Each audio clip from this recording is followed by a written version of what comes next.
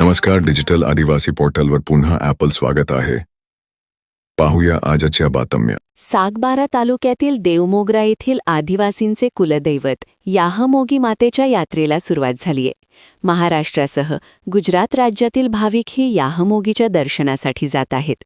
दरवर्षी महाशिवरात्रीपासून गुजरात राज्यातील देवमोगरा, तालुका सागबारा, जिल्हा नर्मदा येथे याहमोगी मातेची यात्रा भरत असते.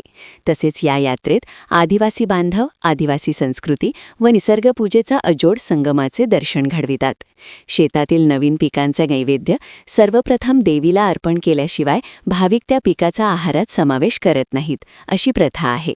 तसेच बांबूच्या कणगीतून धान्य, वनभाजी, तांदूळ, ज्वारीची भाकरी आणि मोहफुलांचा नैवेद्य अर्पण करण्याची प्राचीन परंपरा आहे. नंदुरबार जिल्ह्यातील मुदत संपणाऱ्या व नव्याने स्थापित झालेल्या एकूण 87 ग्रामपंचायतींच्या सार्वत्रिक निवडणुकींसाठी प्रभागरचना कार्यक्रम जाहीर करण्यात आला आहे. यात अक्कलकुवा तालुक्यातील 1, अक्राणी तालुक्यातील 16, तळोदा तालुक्यातील 7, शहादा तालुक्यातील 27, नंदुरबार तालुक्यातील 22 आणि नवापूर तालुक्यातील 14 ग्रामपंचायतीचा समावेश आहे. या ग्रामपंचायतीची प्रारूप प्रभागरचना तयार करण्याच्या कार्यक्रमाचे टप्पे निश्चित झाले आहे. 20 फेब्रुवारीपासून ते 4 मे 2026 या कालावधीपर्यंत प्रभागरचना अंतिम कार्यक्रम पूर्ण होणार आहे.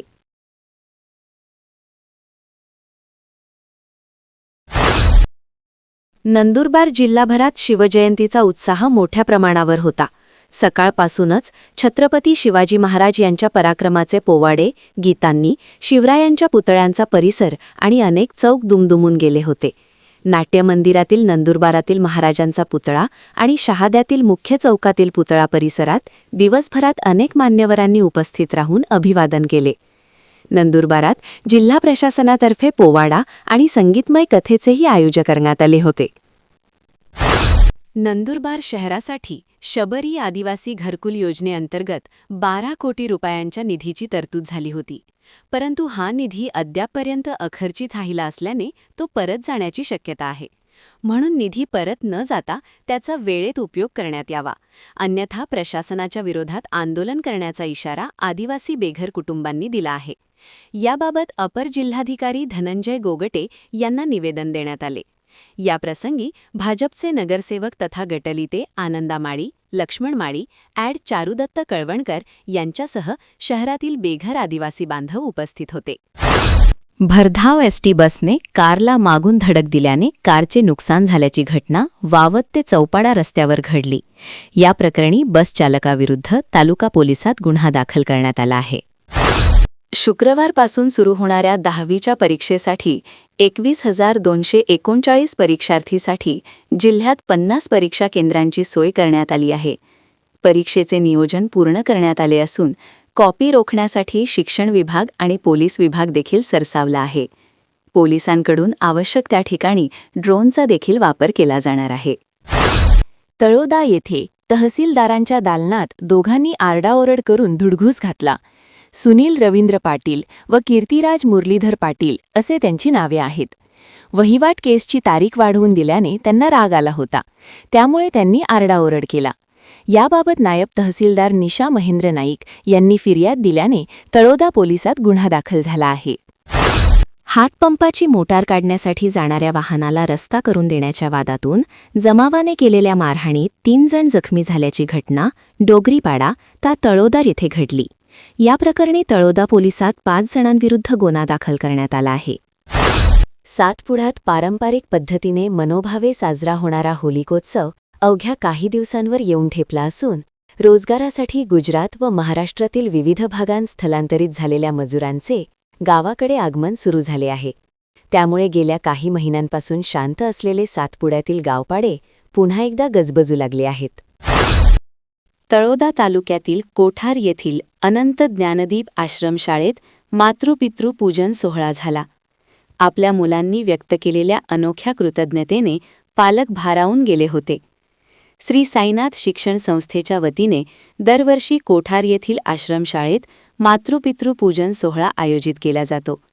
यंदाही झालेल्या या कार्यक्रमास श्री साईनाथ शिक्षण संस्थेचे उपाध्यक्ष रमेश वाणी, संचालक रवींद्र वाणी, प्राथमिक मुख्याध्यापक ज्ञानेश्वर पाटील, माध्यमिक मुख्याध्यापक जयवंत मराठे, निंबा रावळे आदी उपस्थित होते. गोपाळपूर पुनर्वसन वसाहतीत नर्मदा खोऱ्यातील जीवनशाळांचा वार्षिकोत्सवी 3 दिवसीय बालमेळावा सुरू झाला आहे.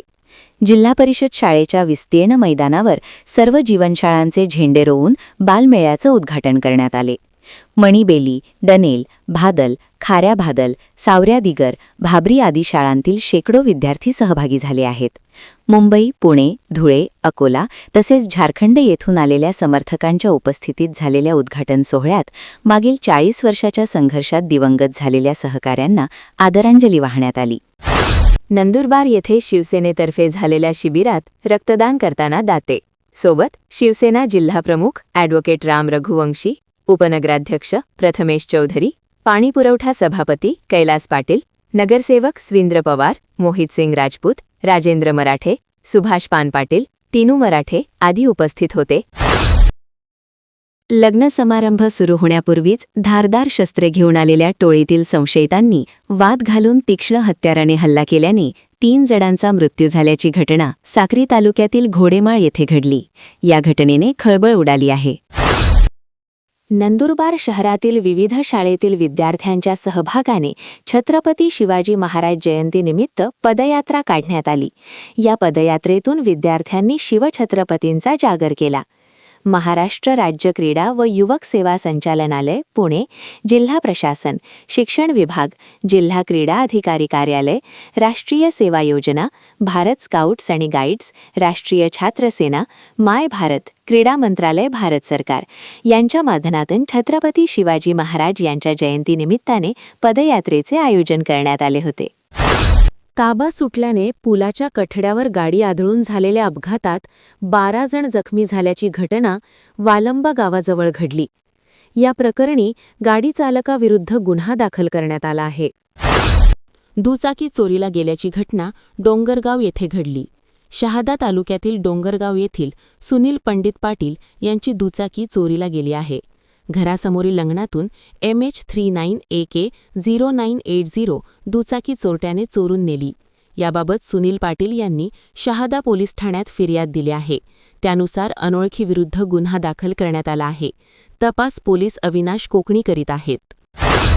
नंदुरबार येथील बाहेरपुरातील रहिवासी परमल मनोज समशेर या युवकाने नर्मदा नदीतून आणलेल्या दगडावर रयतेचा राजा छत्रपती शिवाजी महाराज यांचे चित्र रेखाटून शिवजयंतीनिमित्त अनोखी मानवंदना शिवछत्रपतींना दिली आहे. अनुसूचित जमातीच्या विद्यार्थ्यांना परदेशात उच्च शिक्षण देण्यासाठी शिष्यवृत्ती देण्यात येणार असून या योजनेचा लाभ घेण्यासाठी तळोदा प्रकल्प कार्यालयाची संपर्क साधण्याचे आवाहन करण्यात आलेले आहे. नंदुरबार येथील नगरपालिकेत हिंदवी स्वराज्य संस्थापक श्री छत्रपती शिवाजी महाराज यांची जयंती साजरी करण्यात आली. यावेळी शिवसेनेचे नेते आमदार चंद्रकांत रघुवंशी, नगराध्यक्षा सौ रत्ना रघुवंशी यांनी छत्रपती शिवरायांच्या पुतळ्यास माल्यार्पण करून अभिवादन केले. नंदुरबार नगरपालिकेतील शिवरायांच्या अर्धकृती पुतळा शिवजयंतीनिमित्त आकर्षक सजावट करण्यात आला होता. अक्कलकुवा येथे आयोजित शिबिरातून आयुष्यमान भारत कार्डचे वाटप करण्यात आले. यावेळी आमशा पाडवी यांनी भेट देऊन मार्गदर्शन केले. स्वस्थी मदतीने नंदुरबार जिल्ह्यात गरीब गरजू लोकांना मोफत आरोग्य सुविधांचा लाभ मिळवण्यासाठी आयुष्यमान भारत कार्ड या शासकीय योजनेच्या माध्यमातून अनेक गोरगरीब लोकांना आरोग्यविषयक आजारांवर मात करता येत आहे. अशाच नवनवीन बातमीसाठी आपल्या YouTube चॅनल डिजिटल आदिवासी पोर्टलला सबस्क्राईब करून घ्या.